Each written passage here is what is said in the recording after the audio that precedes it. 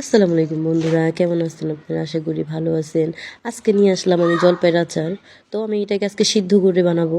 এটার জন্য আমি হলুদ দিলাম, লবণ দিলাম, দিয়ে পানি দিয়ে সিদ্ধ করব। সিদ্ধ করে তারপরে এটাকে আমি বাগার দিব। তো এটার জন্য আমার লাগবে, এখন আমি দিয়েছি দেখছেন হলুদ, লবণ আর পানি।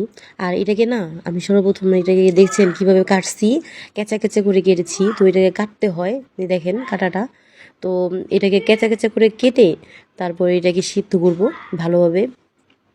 এটাকে ভালোভাবে সিদ্ধ করে তারপর আমি এটাকে তৈরি করব। এই দেখেন এখন এটা বলক এসে পড়েছে। তো আমি এটাকে পানিটাকে ফেলে দিব, পানিটা ফেলে দিয়ে টকটা ফেলে দিব, ফেলে দিয়ে তারপরে জলপাইটা আবার পানি দিয়ে ধুবো। এত কিছু দেখা তো সম্ভব হয় না, এটার জন্য সব দেখাতে পারি নাই। তো এটাকে আমি ভালোভাবে ধুয়ে পানি দিয়ে ধুবো। ধোয়ার পর এটার জন্য আমার লাগবে পাঁচফোড়ন, শুকনো মরিচ। এগুলোকে আমি ভালোভাবে ভাজা দিব। ভেজে তারপরে আমি শুকনো মরিচ, পাঁচফোড়ন এটাকে আমি ব্লেন্ডার করব। ব্লেন্ডার করে তারপরে লাগবে লাগবে হলে শস্য, শুকনো মরিচ, রসুন। তারপরে আমি ওগুলোকে ব্লেন্ডার করব। ব্লেন্ডার করে তারপরে আমি ওইটাকে ভালোভাবে অ্যাড করব।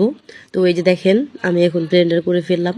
তো আজকে আমার ঠান্ডা লেগেছে। এই যে দেখেন উপকরণগুলো যেভাবে আপনাদের বললাম, রসুন, শস্য, শুকনো মরিচ, এটিকে একবারে ব্লেন্ডার করে ফেলবো। ব্লেন্ডার করে এটির একসাথে মিশিয়ে তো ওইখানে আবার আমি দিব, অ্যাড করব হলো যে হলুদের গুঁড়ো, মরিচের গুঁড়ো, লবণ।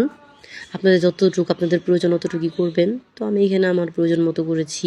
ভালোভাবে এটাকে মিশাবো, মিশিয়ে তারপরে কড়াইয়ে দিলাম, এখানে শুকনো মরিচ দিলাম, শুকনো মরিচটা ভাজা ভাজা করব। তারপরে আমি দেখেন চিনি, আপনাদের পরিমাণ মতো আপনারা যতটুকু মিষ্টি খান ততটুকু দিবেন। তারপরে সরষের তেল লাগবে, তো আমি এখানে সরষের তেল দিয়ে দিলাম। এখানে আবার সরষের তেলটা দিয়ে শুকনো মরিচটা ভাজা ভাজা করব, ভালোভাবে গরম করে নিব। তেলটা একদম যখন গরম হয়ে যাবে, বলক এসে পড়বে, তখন এখানে আপনি শস্যটা দিয়ে দিবেন। শস্য বাটাটা দিয়ে ভালোভাবে ভাজা ভাজা করবেন। ভাজা ভাজা করে তারপরে এখানে আপনি জলপাইটা দিয়ে দিবেন। তো জলপাই দেওয়ার পরে জলপাইটা যখন ভালোভাবে একদম হয়ে যাবে, এমনিতে তো সিদ্ধ করা, তো এটাকে এত কিছু করতে হয় না। কিন্তু এটাকে দেখছেন আমি এই শস্যটাকে ভালোভাবে ভাজা ভাজা করেছি। এটা তো ভালোভাবে দেখা যাচ্ছে না, কারণ সাদা তো শস্যটা, এটার জন্য। তো এখানে ভালোভাবে ভাজা ভাজা করে আমি জলপাইগুলো দিয়ে দিব আস্তে আস্তে। তো জলপাইগুলো দিয়ে তো এটাকে ভালোভাবে নাড়াচাড়া করে এখানে আবার আমি চিনি অ্যাড করব। আপনাদের স্বাদ মতো আপনারা চিনি অ্যাড করবেন। আমি আমার স্বাদ মতো, তো আমি এটা একটু মিষ্টি তৈরি করব, এটার জন্য আমি বেশি করে চিনি দিচ্ছি। আবার মনে করেন চিনি আপনাদের ভালো লাগে যতটুকু, আপনারা হয়তো অনেকে মিষ্টি খায় কম, অনেকে মিষ্টি বেশি খায়। তো আমি এটাকে একটু মিষ্টি বেশি দিব, কারণ আমাদের বাসায় অনেকে মিষ্টি খায় বেশি, অনেকে মিষ্টি কম খায়। যারা মিষ্টি মিষ্টি খায় তাদের জন্য এই জলপাইটা। আবার জানেন এটা কিন্তু নষ্ট হওয়ার চান্স খুব কম, কারণ এটা সহজে নষ্ট হওয়ার চান্স কম থাকে। কারণ আমি এটা সিদ্ধ করে ভালোভাবে পানিটা ফেলে নিছি, তো এটার জন্য। তো আমি এটাকে ভালোভাবে একদম ভাজা ভাজা করে ফেলবো। দেখছেন কীভাবে ভাজা ভাজা করলাম। আরও একটু করে পাঁচফোড়নটা দিয়ে দিব। পাঁচফোড়নটা দিয়ে আবার নাড়াচাড়া করে আবার একটু ভাজা ভাজা করে তারপরে এখানে ঠান্ডা হবে। ঠান্ডা হওয়ার পর তারপর আমি বয়মে ভরবো। তো আমি লাস্ট ফিনিশিং বয়মে ভরাটা আমি আপনাদের দেখাতে পারি নাই ভুলবশতভাবে, এটার জন্য দুঃখিত আমি। কিন্তু হ্যাঁ, এখনই হয়ে গেছে আচারটা।